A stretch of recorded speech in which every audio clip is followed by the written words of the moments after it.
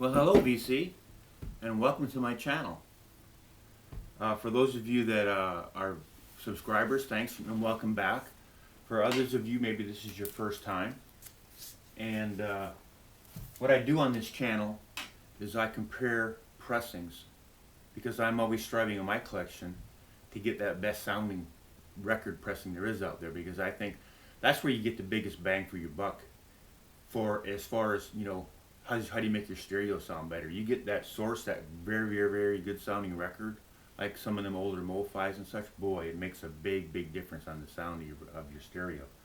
So that's kind of where I focus on my record collection. And if you've been, you know, a subscriber, you know that I basically have got most of the stuff that I want. And I've got a short list of records that I'm looking for, the kind of stuff that's harder to get. And now that I'm at that short list of the harder to find stuff, I have to pay a little bit more. But you know, I'm not going to pay the big money. You know, that's all relative, what's big money. But for what most of the sellers want, that top price, I'm not going to pay it. I'm a cheapskate when it comes to that. I'm too used to going to the garage sales and, you know, that type of stuff. And in the record stores for all those years, I never could spend the big money. That's why I don't have them, you know what I mean? But now with eBay, I can buy all those really rare stuff that I never saw for ever, going to all the record stores all over the country. And the first one that I found is this Japanese pressing of Hawkwind Space Ritual. Now, if you're not familiar with this record, this is a really good record. One of my, you know, favorite Hawkwind records, and it's a live. I think it's a 1972 concert, and it takes in their first 2-3 LPs that they put out, and it's got all the really good songs that I like on this record. And I found this on a Japanese pressing, and it's a first edition, and it comes with a really cool book that you don't get in any other edition besides the Japanese, because what the Japanese do, they put, you know, the Japanese lyrics and words in to make it, you know, for their folks. Now, but what they do, of course, do is they also include the English lyrics on there for us guys, which is cool. Now, at the back of this, I thought this was really interesting. You know, a lot of times what they'll do is they'll try to sell other records that they've got going on. And what their Liberty's doing here is they've got a lot of Pink Floyd stuff, a lot of Amandul, of course a lot of Hawkwind, and then there's some of these other records that I've never really seen them before.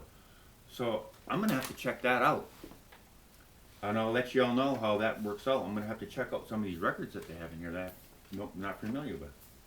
But getting back to the Hawkwind, the record is it's the fold-out cover with the double record in it. And it folds out to the, can't really call it a poster because it's not really a poster of any kind. You know, it's just a fold-out cover, and it's basically, you know, pristine condition. There's not a mark of flaw. Someone just bought this and probably didn't like it, whoever stuck it in their collection, and somebody in Japan, and it sat there ever since. Because the record surfaces, they're not perfect, but they're near mint. They're very nice. And the sound is glorious. Wonderful sound on this. So I'm very happy with the purchase of this record. And I paid about half of what the going rate is for this record. That's why I jumped on it, because the one I had was a US press, first edition. It's near mint, but it does have the cut corner, which shows you it was deleted. But and of course, you know, it's a fold out. It's the first edition. I looked on eBay for, say, a UK press to see what they were going for. And you know, I don't buy any more records from people in the UK because they severely overgrade their records. There was a few on there, and it's full of edge wear, and the corners are all dog-eared and wore out, and you can see there's a bit of ring wear, and of course they're excellent condition, and the records are excellent. So if that's what they call excellent, you can imagine the record surfaces are just going to be all full of scratches, and they still want $50 for the record. Yeah. So I was able to buy this in about near mint condition from Japan for $80. And they've got a couple other ones on there. They want $150 or more. So some have the OB. But I'm really happy with that purchase. Now, when I bought that record from the fella, what I like to do is I like to purchase at least one other record or maybe two from the guy so I can get my shipping costs down. And it's a lot of times it's hard to do because I can't find a record that I really need from the same seller. Sometimes I can. But I happened to come across this record. This is Steely Dan, Katy lied, and this is the first edition, which I didn't have. I had this second edition. And you know, this record, which is not one of my favorite Steely Dan records, although it is good, but so I was happy to have this. But this was on my list because Mobile Fidelity also has issued this years ago. And you know, there's 4 or 5 of them on eBay right now, and they're all $80, $90, $100 a piece. And some of them aren't even in, you know, near mint condition. So I found this one, which is a first edition. It is near mint. And what made me go on it was because it's not on the pink probe label. It's on the white promo probe label, because the pink probe is the first edition for the early Steely Dan records in Japan. And this was $50 versus all those other prices that I could have paid. And you know, they've got another one of these on eBay now. On the pink probe, it's $160. Well, that's why it's still on eBay. Nobody wants to spend $160 for it. But it just demonstrates how rare the record is. And so for $50, that's you know, a good deal. And when I compared it to this one, no, this one does have good sound on it. Don't get me wrong. This one does have good sound on it. But the first edition, it does have that more of that master tape sound to it. It's not. This one's a little bit brighter. It has a brighter mix to it. This one is not as bright, which helps you hear deeper into the music, and you actually can hear more music. You can hear, and it's got better bass on it as well, which gives that piano deeper register. You can just hear more of the piano, that type of thing. So all in all, it's just a better recording.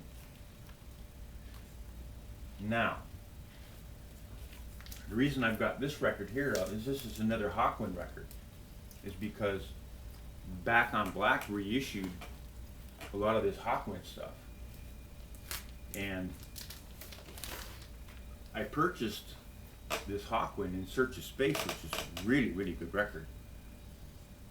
And it was a Japanese one, and I had that pink Rock Now OB, which is the first edition on the Liberty label.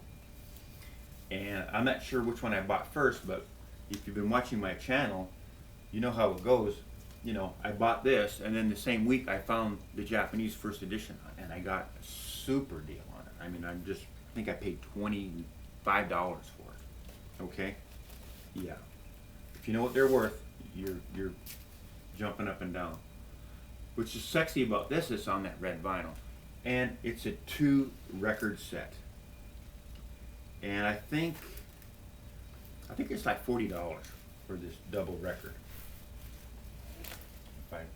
And I bought it, you know, I bought it when it came out. So I compared this Back on Black to the first edition Japanese of the same, and I thought this Back on Black was as good or better than that first edition Japanese. That's how good this Back on Black stuff is. Really, really impressed with it. Really good. And so Back on Black is also reissued Space Ritual, but what they did, they put it on 2 separate records. They've got Space Ritual, because this is as a 2-record set, right? So like this was originally a 1 LP, they made it into a 2 LP. So this is originally a 2 LP, they made it into a 4 LP, but on 2 separate records. And Space Ritual 2 is kind of easy to find, but Space Ritual 1 is not. And they go for like $50 a piece. So to get it that way, I'm going to spend $100, and I found that for $80. So I figured, well, I'll get the Japanese original which in the long run is going to be, you know, the more collectible item. And but I just wanted you to know that this back on black stuff really is really good when I compared it to the original Japanese pressings. And then here's another Hawkwind record that I have. This is the Do Re Mi Fa Sol La Ti Do. And I've talked about this before, but it's again on the Japanese first edition, a Liberty label. Really nice item. I think I paid, I don't know, $40 for it. It's really cool. It's on a gatefold, which a lot of the early editions aren't a gatefold. And it's a silver foil. Really, really nice item. Sounds great.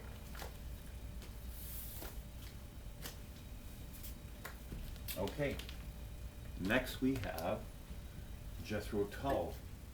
Now this is a USA first press on the Green Chrysalis label. It's still in the shrink, and that's what I had in my collection. And I came upon this Jethro Tull, Japanese, basically, you know, near mint condition. Nice. The gatefold is actually thicker than the first edition US press. It's got a thicker cardstock to it. And as you can see, it's on the Green Chrysalis label, and I paid $11. Yeah. So that was a no-brainer right there. Now, I wanted to say one other thing about this In Search of Space. Remember I explained to you before I had bought the Japanese first edition with the Rock Now, the pink Rock Now OB on it. I sold it on eBay for $130. Yeah, that's what those Japanese records, what they go for. And that was just starting it off at, like, you know, $39, and they bid it up because they're so rare, hard to get in nice condition. And I thought this sounded just as good, so I figured, hey, there's a way to make a little bit of money on that. I know I can get more money for it. As well as these Jethro Tull records. You're not going to find this for $11 anywhere. They're going to. It's a lot more money. And what was cool, I bought a bunch of. He had this record plus a bunch of Beatles records. I bought Japanese Beatles records for $11 a piece too. So, what I'm going to do with those Beatles, and just to let you know, yeah, it does sound a lot better, of course. Now, with the Beatles records I've got, you know, the White Album on a AP label. I've got the Pro Use Abbey Road Japanese, and I've got 4 or 5 other ones now that I bought on the, you know, the EAS series Japanese. I've got the Beatles box, the stereo version. I think what I'm going to do now, I'm going to buy the mono box set because it's made really good, and it's from the analog tape. It's not been digitized. So they made that for the collectors. All the people that were complaining about the stereo box set, they made the mono box set for folks like us. So I think I'm going to buy that, and I'm going to compare all that stuff, all the stereo, the Japanese presses, all that. I'll make a video, I'll compare all that, and we'll find out what the definitive answer is, which ones sound the best. Of course, I don't have the original UK presses in that, but I'll do share what I have. Okay, now on to Crosby, Stills, Nash Young Deja Vu. I've had a lot of different, because what was I was probably 15 when this record came out, 1970, and I bought it in 1970. I bought the first issue when it came out, and I've had it all the years. And of course, all those first editions sound really, really good. So later on down the road, I don't know, I was probably 30 something, and I bought the reissue, and I played it, and I said, wow, you know, it just doesn't have that sound. And that's kind of, you know, how this whole first edition, that's how you learn that stuff. So Classic Records is reissued this record, and I bought that as well when it came out. And I had read some reviews on it, and some of the folks said that they didn't think it sounded as good as it could have. And when I played it, you know the classic records, the gatefold, the cover was so, it was the thickest one you would ever find on the planet. I mean, thick and so faithful to the original. You know how they've got that nice texturing and a gold inlay and all the way, and it was made so beautiful.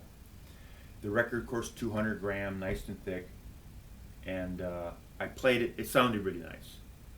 I didn't have much else to compare it to. I think at that time I had a German press, and with that Atlantic label, unless you know all the prefix numbers and the stampers and all that, I didn't know what edition it was. I just assumed it might have been a first or second edition.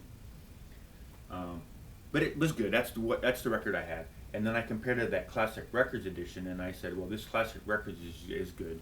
Maybe it's a little better than that, so I'll keep it. And then I happened to come across a 1980 version, Japanese pressing of this record, and I think I got it for $15 or something, so I bought it. And now the 1980 version, it doesn't have this cover. It's like a real light brown. It's no texture on it, but it does have of course it looks the same, but it's a real thin cover. It's not this thick cover like this. So there's the 1980 version, Japanese pressing. And when I compared the 1980 repress, Japanese pressing, to the Classic Records press, boy, that 1980 pressing was a lot better. I couldn't believe how much better it sounded. So I sold the Classic Records reissue. I got $100 or a little bit more than that. I sold that one, and of course now they're going for more. But I got $100 for it. I think I paid $29, and so I got $100 for it. And what I had for $15 sounded a lot better to me. So that's the one I had in my collection. And then I found this record, and it had a 2,300 yen on it. It had a sticker on top of here. It said 2,300 yen. And that's from 1974. And so I bought that, and that one sounded better than the 1980 reissue. And so it's just a progression. And then I found this one here a while back, 2,000 yen. And I know that 2,000 yen, those records, that's the first edition for those years, around 2,000 yen. So I said, well, I know it's not the original, the first edition, but it's going to be very close. And it was like $25 for it. So I bought it. And it sounded a little bit better than that 1974 press. So this is the one I had. And then that same seller who I bought Crosby I bought the Hawkwind, and I bought the Steely Dan record, and I saw he had this. And now this is the first edition, because it's on that green Atlantic label. And it's basically, he said EX. I'd say EX, near mint EX plus. And it plays flawlessly. And it doesn't even have, it's stamped in there, 2,000 yen. It's all stamped in there. On their 1972 reissue, which is still 2,000 yen, it just has 2,000 yen in gold. There's nothing stamped in the back of it. So you know that it's a completely different edition. And even though that one sounds so nice, this one does sound better. This really has the breath of life in it. This one really, that's going to be the ultimate. Now, you can get, MoFi is issued these, and there's other ones on eBay, these first editions, and they're all 150, 200, 250. The MoFis are going for 200, 150 all the time. And I happened to buy this $20. Yeah, that was the deal. I got a super deal on that. So really, really happy with that purchase. And when he said it was EX, I figured, well, you know, I'll just buy it. Maybe I can sell it for a couple bucks. But no, that's the keeper right there now. And then Captain Beyond. Captain Beyond's one of my favorite bands from 73, 72, this record right here. And